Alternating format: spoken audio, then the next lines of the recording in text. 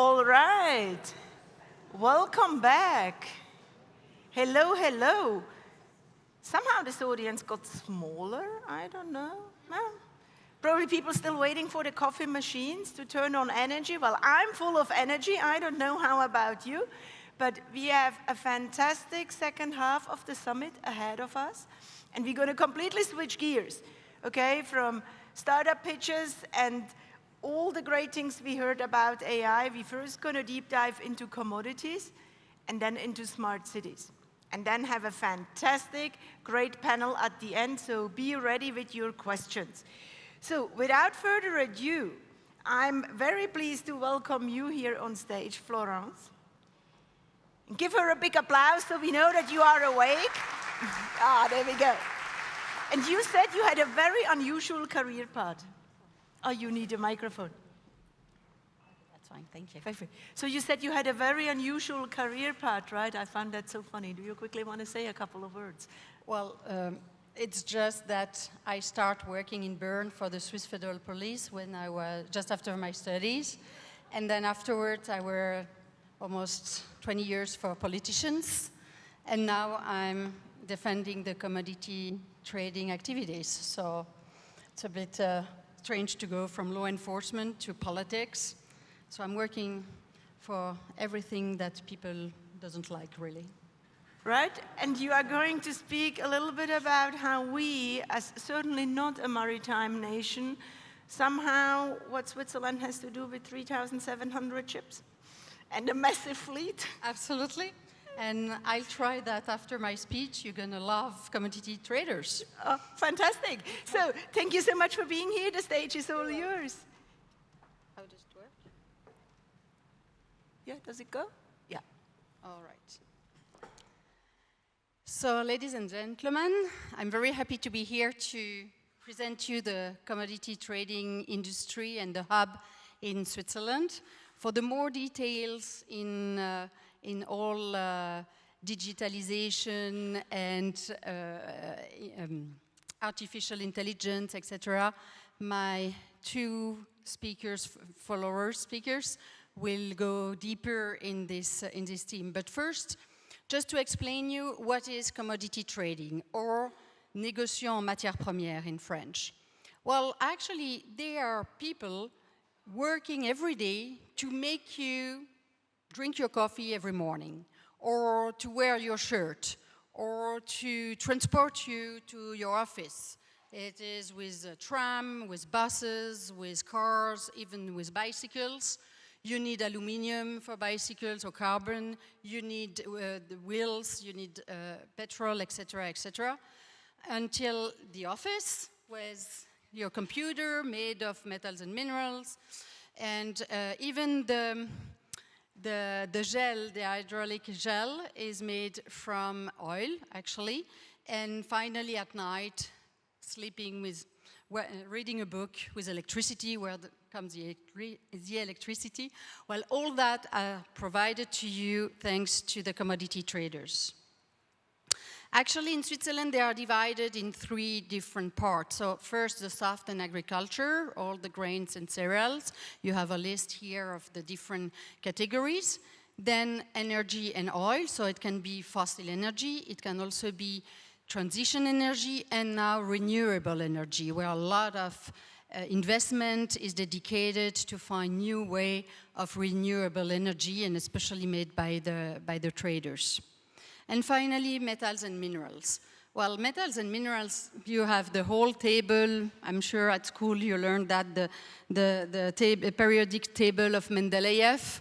So basically in Switzerland, you have traders trading all these kind of strange names, but which are very, very useful for the energy transition. Without them, you don't have any energy transition.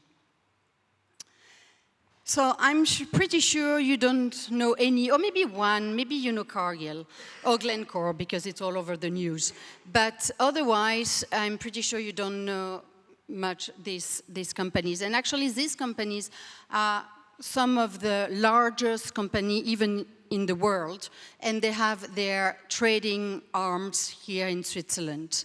For instance, you have what we call the ABCDs, which are ADM, Archer Daniels Midland, Bunge, Covco, Cargill, and Louis Dreyfus, which are the 5 companies feeding the world. Actually, they trade 80% of the cereals of the world. So you can imagine that with the war in Ukraine and the cereal coming from Russia and Ukraine, they were living a very hectic time these last years. Then you have one of these companies, for instance. Yeah, for instance, everybody knows Nespresso, right, or Starbucks. But I'm pretty sure that no one knows one of these companies, and actually they provide the coffee for one of the Nespresso origin. It's 100% sold by this company. So all that to say that in Switzerland we are one of the largest hub of commodity traders, and every day you consume or you use one of these raw materials. What is exactly a commodity trader? Well, a commodity trading house is basically a company which goes to country to buy commodities in order to sell the commodities to country which use them. So it's not only, because we have this bad reputation of traders, because we think traders are behind their screen and they are just playing on and speculating on currencies, for instance, but actually it's not that at all. And we try to change this image and the name of the traders, because actually there are people going to Africa, for instance, talking to the farmer, buying them coffee, and then bringing the coffee to ports, stocking the coffee in silos, making sure there are air conditioning and things like that, because, you know, in these countries the humidity is very high. Then they find banks to finance their trade, they find ship owners to put their coffee, for instance, on boat, and then to transport it to other countries where, again, they sell it to importers. So they are the most important people in the whole commodity chain, the supply chain. What are the main challenges for trading houses here in Switzerland? So I just find three of them, for sure. All the complex regulatory landscape, but I guess that's also for you a big issue, and especially for startups. RBI, the new ordinance on child labor and metals and minerals coming from conflict zones. For instance, what's a conflict zone? Well, 80% of cobalt comes from RDC, Republic Democratic of Congo. And if we don't have cobalt, then we cannot do the transition, the energy transition.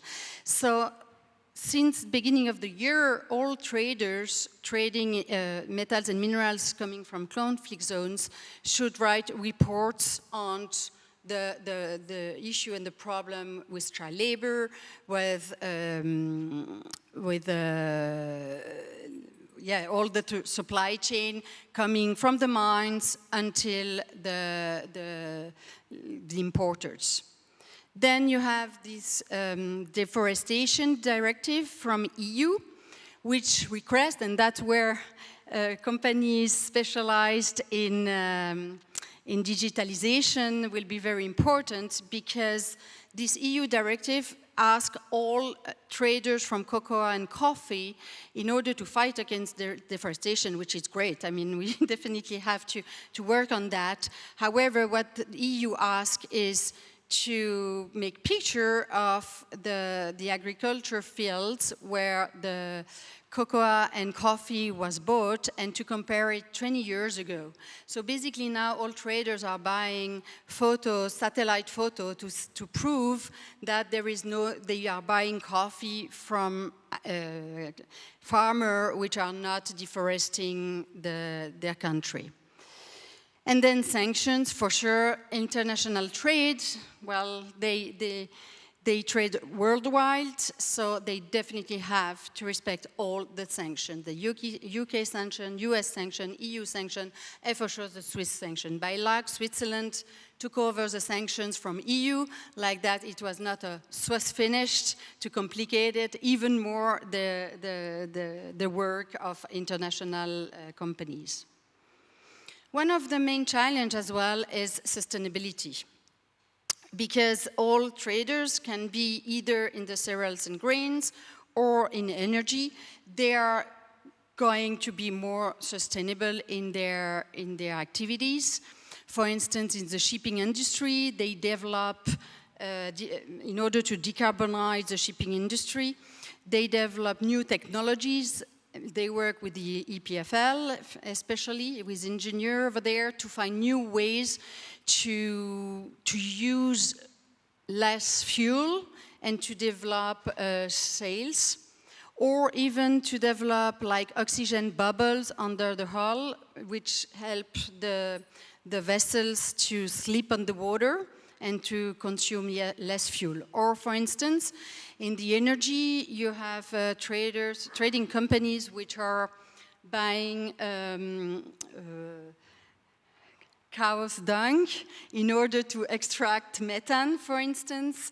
Or you have different kind of technologies to cereal growers. They are trying to find new cereals in order that cows are having less flatulence and then less methane and carbon in the air. I put social network as well, because social network is also a big challenge, because actually today the traders, they are sanctioning themselves because of social networks. Just one example, Russian cereals. Russia produces 100 million tons of cereals per year. It's the largest cereals producer. They export about 60 million tons. And because of the war now in Ukraine, even though Russian cereals are not under sanctions, and OFAC, the American, they insist on that, the cereals are not under sanctions, but even though the Swiss commodity trader, they decided to not buy Russian cereals anymore. We've seen the scandal with Nestle, for instance, which was selling milk powder to Russia, and it was all over the social networks, and that's something that commodity traders doesn't want. And finally, level playing fields. Switzerland definitely has to keep this level playing field as far as regulation is concerned in order for our companies to continue to be competitive with other companies located around the world. The Swiss Trading Center, what is absolutely great in Switzerland, it's because we have all the actors. We have for sure the trading houses. We always speak about the very large multinational, but actually it's only 20% of commodity traders. 80% are very small SME from 5 to 20 employees. What is great, you have the banks, because that's, I will come back later, that's one of the reasons all the traders are here, because in Geneva, the banks in Geneva developed a way to finance trade, and the BCV actually, there as well. Then you have all law firms specialized on the common law, because all the contracts are made in common law. You have insurances, associations. In universities, we have a master degree in Geneva in commodity trading, as well as a DAS and a CAS. And finally, international organizations, because we work a lot with all international organizations, WTO, ILO for the contract for seafarers, etc. So it's a bit of a percentage. What I like the most is 22% of commercial maritime movements are operated from Switzerland, which put actually our country on the ranked 9th of the largest country as far as tonnage is concerned, tonnage transported is concerned. So Switzerland, like every other country, is member of the IMO, the International Maritime Organization, and SUISSENEGOCE as an association, we are part of the delegation. A bit of history, because why traders are here in Switzerland. So I would give you three historical stories. So first, yes, you all know Mark Schurch. Mark Schurch, an American citizen who was working for a trading company in the US, which was Philip Brothers, doesn't exist anymore, flew to Zug and was operating from Zug. So from Zug, they develop different companies, like traders are leaving the company, creating a new company. So it creates in Zug the hub of metals and minerals. A lot of companies in Zug, commodities company, are active either in energy, but mostly in metals and minerals. Then in another story is in Egypt. After the war, the 6 days war with Israel, government Nasser decided to nationalize all companies, and especially the Egyptian cotton companies. So then, a lot of Egyptian companies which were trading cotton came to the Riviera here in Lausanne, or on the Riviera between Vevey and Lausanne, and that developed a lot of other trading companies active in cotton.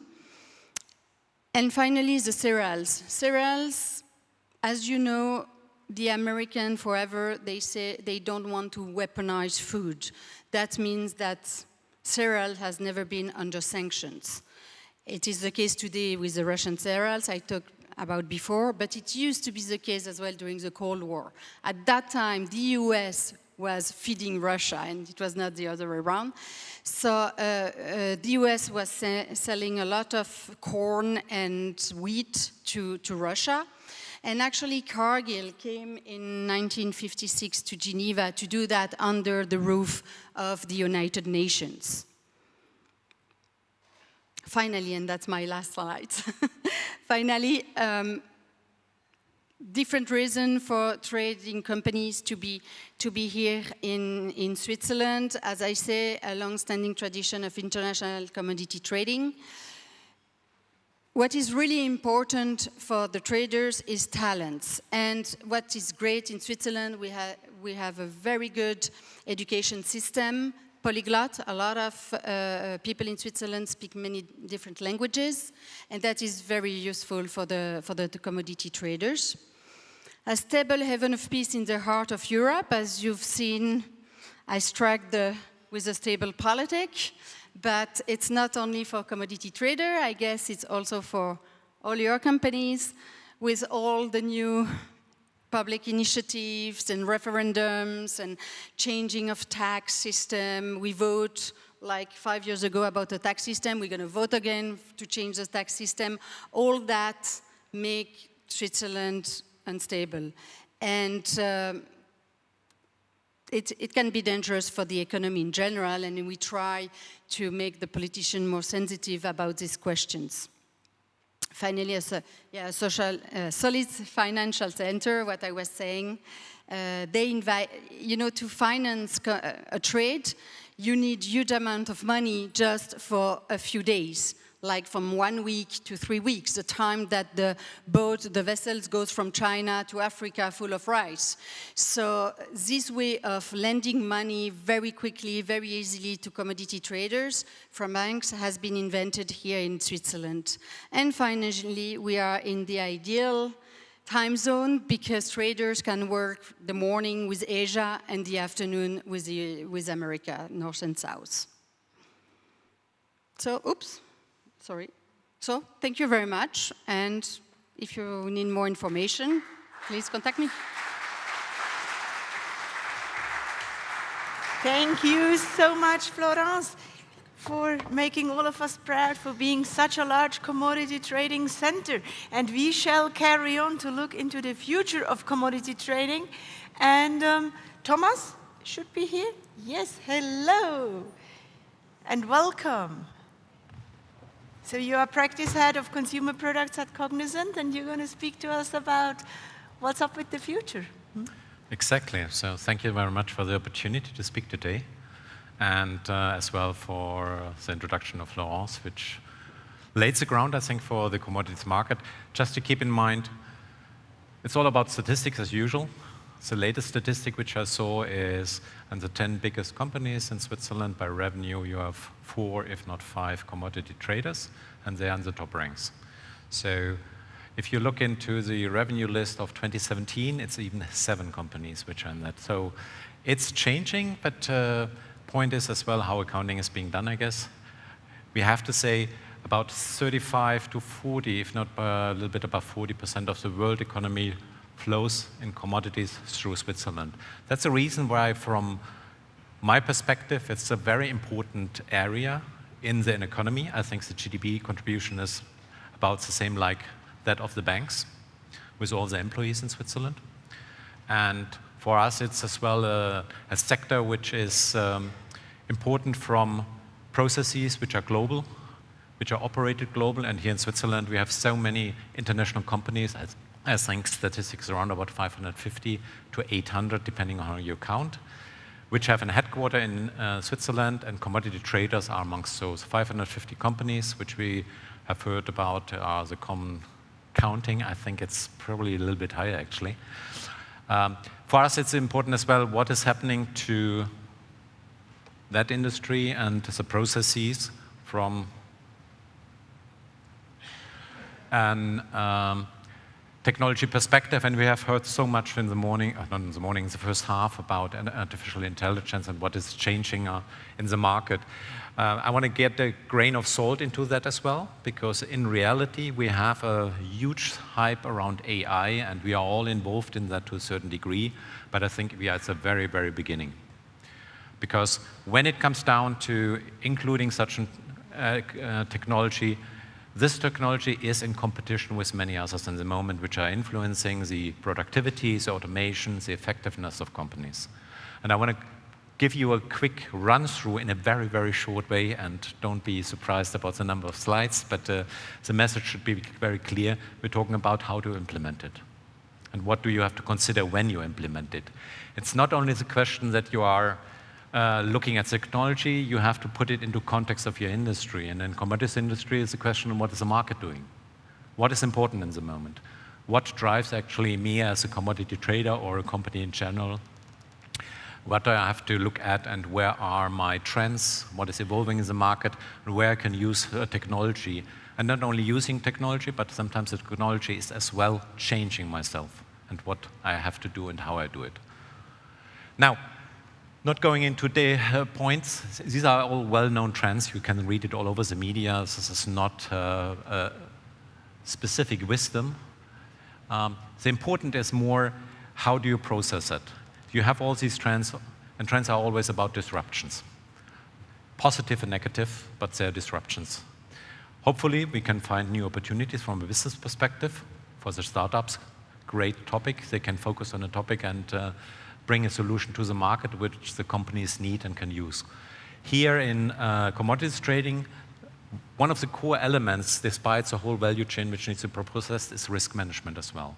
Risk management means in the end that you have transparency, you understand where your business stands, at best in this minute, what your exposure is, and how you can decrease and optimize cost. What we do here is, of course, we're looking into different elements because different drivers are here. We heard it from Florence as well. We see it as well in the media all over the place. Compliance and regulation is a key topic in the industry in the moment. This is not because it's a particular thing, but the heritage of commodities trading is in transparency from a market perspective, but as well in the company itself. And that is where the ETRM, the risk management aspect, comes into, because transparency is key. Now, with trends and all these elements which you use and need to bring together, where's technology and how you connect the dots? Well, there are, of course, IT elements. There are data. There is new technology that comes to, which you have to combine, and where you have to decide where you invest and what you do first. Because like in any investment environment, it's important, where do I get the most effect out of it? We heard as example from Cognizant, which is looking into the credit risk of a customer. I think it's very much at the heart of your business. And gives as well a return on investment if it works fine, because you can do more loans in a shorter point of time. You can decide on the spot and you discover more risk. From an commodities perspective, it's a little bit more complex. Why? There are different business models in the markets. There are pure traders. There are those companies which are covering the full value chain, from mining, from exploration to processing, refinement, up to trading, selling, and as well delivering. Logistics is a very important thing, and some of these commodity traders have actually the largest fleets on the planet.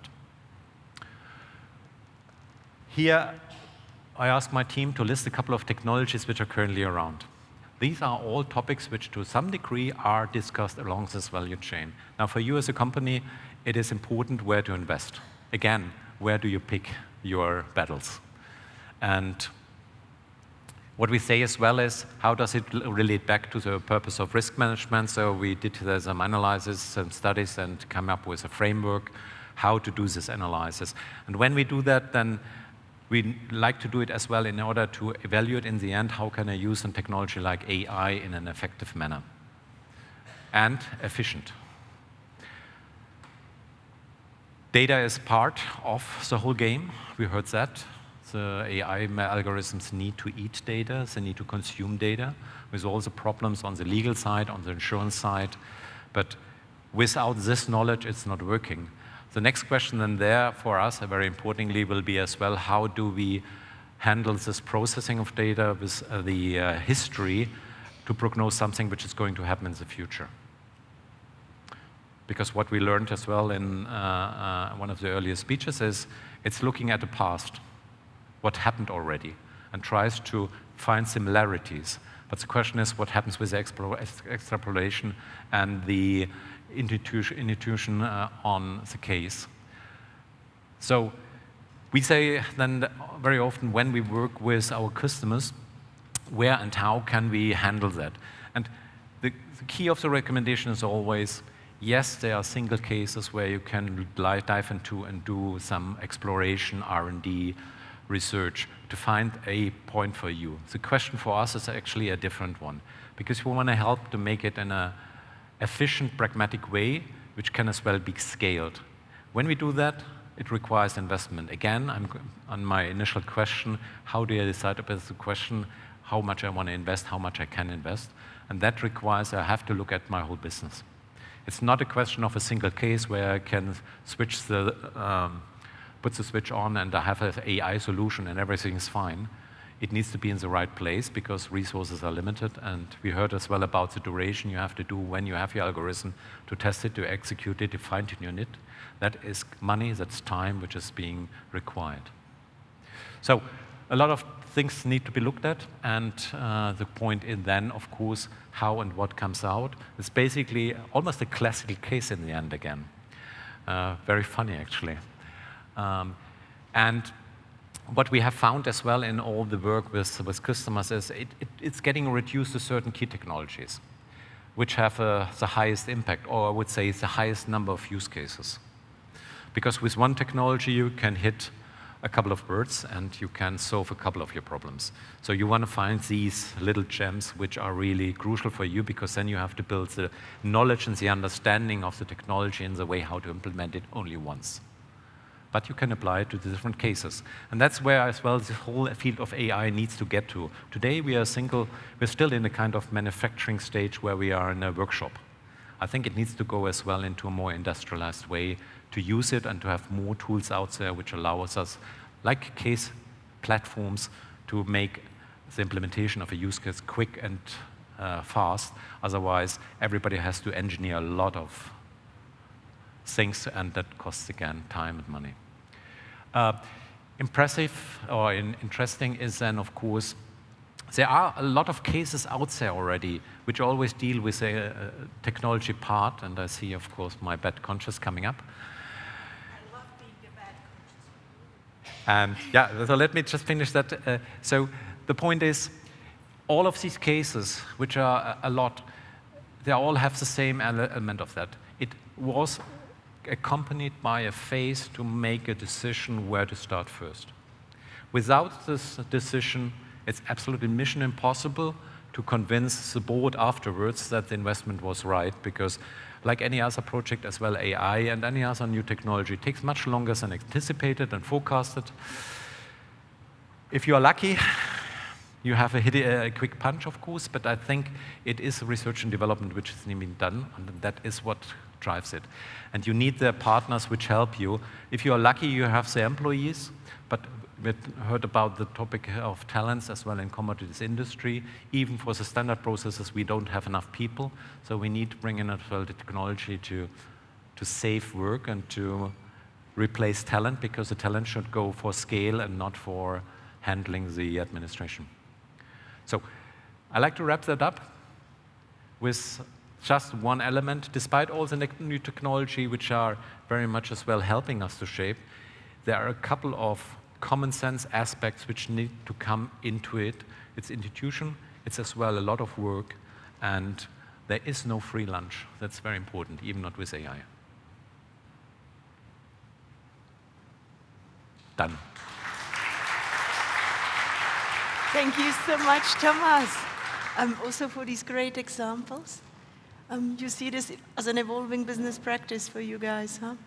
Well, it is, of course, an evolving business practice, but it's one element of many. And I think when we're looking at these companies as well in commodities trading, we're talking about companies with 240+ billion of revenues annually and with 100,000 of employees. So this is the large scale. Wonderful. And you will be around later? I am. Anyone who has questions, ask the experts. Thank you so much. And we shall carry on in the area of commodities with vigor and passion.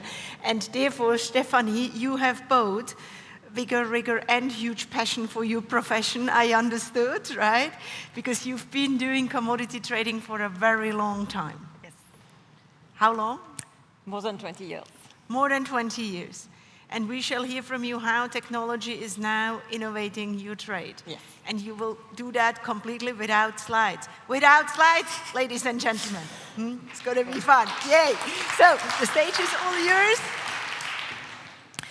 Good afternoon, everyone, and thank you for being here today. And thank you to the organizer of this very timely event. So today I will share some insight on the impact of disruptive technologies in the commodity market, a topic that holds both professional and personal significances for me, given my 20 years in commodity trading. So in the next few minutes, I will highlight how the industry is embracing technological transformation, showing examples such as satellite communication, Internet of Things, cloud computing, machine learning, artificial intelligence, and blockchain. I actually do have one slide. Voilà. Yeah. No, I have another one. I will focus on oil, but the same technologies apply for gas, renewable energies, metals, and agriculture. Given the scale of influence of commodities on global markets and the regulation governing commodity trading, it would appear from the outside that nearly all of our strategic decision-making will be shaped by these new technologies. We certainly have come a long way.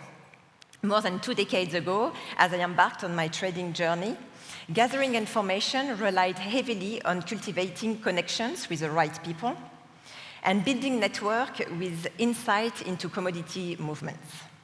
For instance, my first boss, when I was working in the banking sector, always told me to stay away from trading some specific crude oil spreads unless my best friend was working in an oil major with physical information. In addition, trading exchanges were still conducted as an open outcry, with brokers showing their interest in buying or selling with hand signals, a tradition that still lives on, by the way, only in London, on the London Metal Exchange. Today, the landscape is quite different. We have access to huge amounts of data, and we have the capability to transfer, process, and analyze that data. So let's start with some illustration. First, we have the revolution of the satellite communication. Satellite communication allows vessels to share information in real time, especially their GPS position, offering traders a competitive advantage in monitoring commodity movements.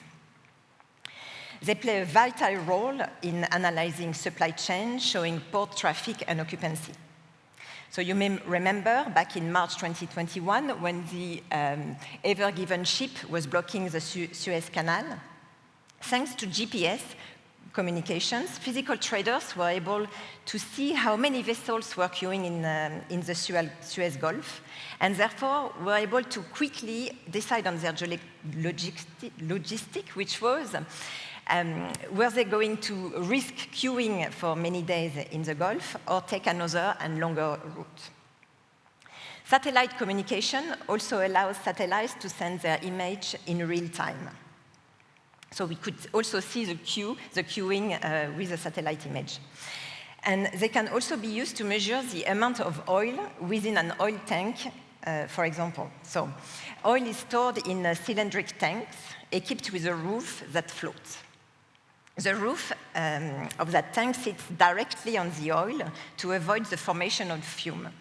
So as the quantity moves, the roof moves up and down. And by using satellite images, advanced analytics will then measure the moon-like-shaped shadow the tank casts to calculate the amount of oil within.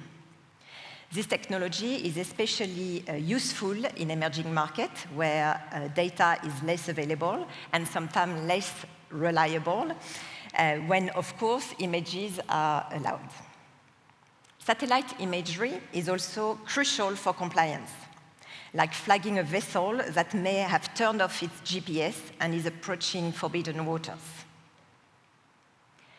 The second disruptive technology is the Internet of Things. Physical assets that have connected devices allow us to get real-time information on inventory levels, quality parameters, and shipment conditions for example. So the vessels using their GPS, thanks to the satellite communication, become IoTs because they can send their location to the internet. Drones sending infrared images of tanks levels are also considered IoTs. Another technology disruption is the role of advanced analytics, machine learning, and artificial intelligence in managing data. Now that we have access to a huge amount of live and historical data through the cloud, analyzing it is crucial. And increased computing power allows us to process large data sets beyond Excel spreadsheet capabilities. So advanced technology models can analyze data blocks to identify trends that affect oil supply and demand. For example, an algorithm can analyze those satellite images of all the oil storage tanks available, determine how full they are, and thereby estimate global supply levels. Advanced complex algorithms, machine learning, and AI also helps identify market trends, analyze historical patterns, perform backtesting, and offer forecasts. Predicting the future of oil price involves feeding to models historical data such as past prices, production and consumption levels, weather and economic indicators, and so on. Machine learning models can be trained to understand how specific events, like geopolitical crises, affect oil prices and then predict outcomes when a similar event occurs. We use artificial intelligence in various ways to enhance our operations. For instance, AI filters through diverse sources and channels of information to extract specific news relevant to our market. AI is also used to automate the operational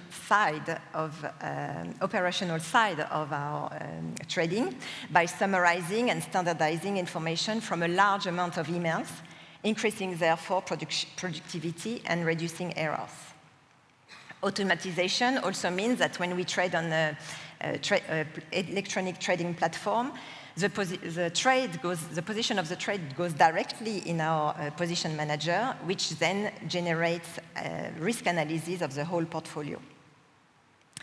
So there are many examples of how AI has helped our day-to-day trading, including compliance surveillance, where AI can flag for potential market abuse, market manipulation, or insider trading.